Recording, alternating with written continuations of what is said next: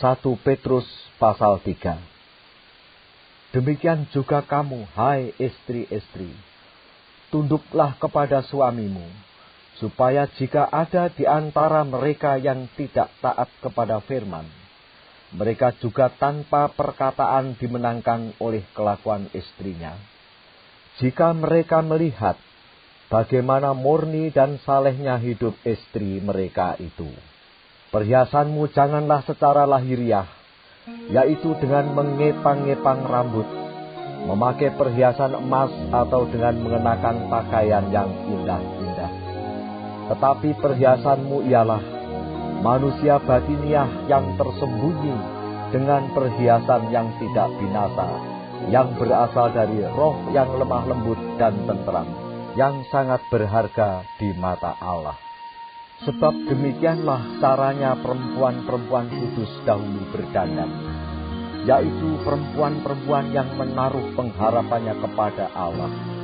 Mereka tunduk kepada suaminya, sama seperti Sarah taat kepada Abraham dan menamai dia tuannya. Dan kamu adalah anak-anaknya, jika kamu berbuat baik dan tidak takut akan ancaman. Demikian juga kamu, hai suami-suami, hiduplah bijaksana dengan istrimu, sebagai kaum yang lebih lemah. Hormatilah mereka sebagai teman pewaris dari kasih karunia, yaitu kehidupan, supaya doamu jangan terhalang.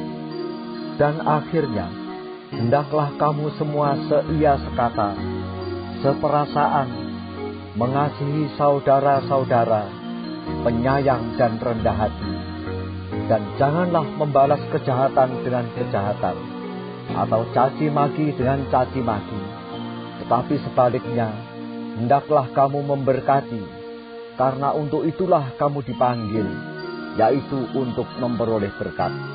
Sebab siapa yang mau mencintai hidup dan mau melihat hari-hari baik, ia harus menjaga lidahnya terhadap yang jahat, dan bibirnya terhadap ucapan-ucapan yang menipu.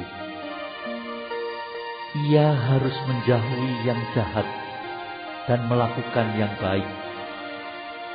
Ia harus mencari perdamaian dan berusaha mendapatkannya. Sebab mata Tuhan tertuju kepada orang-orang benar, dan telinganya kepada permohonan mereka yang minta tolong. Tetapi wajah Tuhan menentang orang-orang yang berbuat jahat. Dan siapakah yang akan berbuat jahat terhadap kamu, jika kamu rajin berbuat baik? Tetapi sekalipun kamu harus menderita juga karena kebenaran, kamu akan berbahagia. Sebab itu janganlah kamu takuti apa yang mereka takuti, dan janganlah gentar.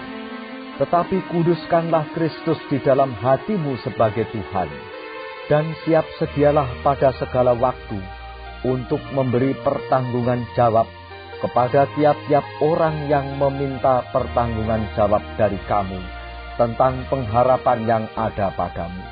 Tetapi haruslah dengan lemah lembut dan hormat, dan dengan hati nurani yang murni, supaya mereka yang memfitnah kamu karena hidupmu yang saleh dalam Kristus menjadi malu karena fitnahan mereka itu.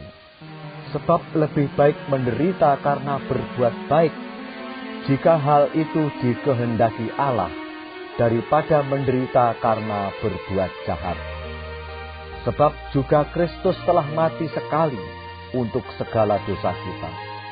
Ia yang benar untuk orang-orang yang tidak benar, supaya ia membawa kita kepada Allah.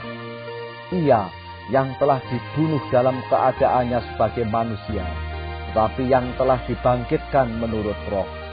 Dan di dalam roh itu juga, ia pergi memberitakan Injil kepada roh-roh yang di dalam penjara, yaitu kepada roh-roh mereka yang dahulu, pada waktu Nuh tidak taat kepada Allah, ketika Allah tetap menanti dengan sabar waktu Nuh sedang mempersiapkan bakteranya, di mana hanya sedikit, yaitu 8 orang yang diselamatkan oleh air bah itu. Juga kamu sekarang diselamatkan oleh biasanya, yaitu baptisan. Maksudnya bukan untuk membersihkan kenajisan jasmani, melainkan untuk memohonkan hati nurani yang baik kepada Allah. Oleh kebangkitan Yesus Kristus yang duduk di sebelah kanan Allah, setelah ia naik ke surga sesudah segala malaikat, kuasa dan kekuatan ditaklukkan kepadanya.